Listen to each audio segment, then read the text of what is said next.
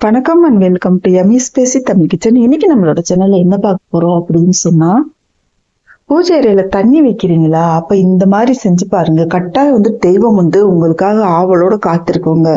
இந்த வீட்டுல நமக்காக எப்ப தண்ணீர் வைப்பாங்க, இந்த ஒரு புனிதமான தண்ணீர் பாத்தீங்கன்னு சொன்னா தெய்வத்துக்கு வைக்கும் போது அந்த வீட்டுல தெய்வ சக்தி எப்பவுமே நிரந்தரமா குடியிருக்கும்.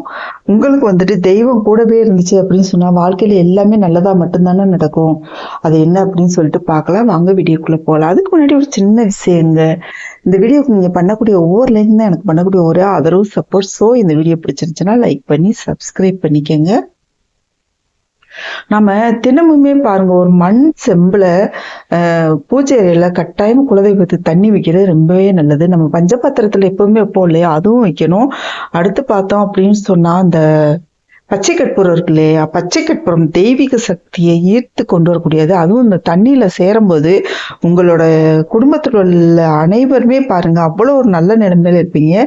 அந்த தண்ணீர்ல ஒரு பிஞ்சு அளவுக்கு அந்த பச்சை கற்பூரம் கலந்து வைக்கிறது அவ்வளவு நல்ல விஷயங்க. இந்த தெய்வம் ஆவலோட காத்திருக்கும் நம்ம வைக்கக்கூடிய தண்ணீருக்காக.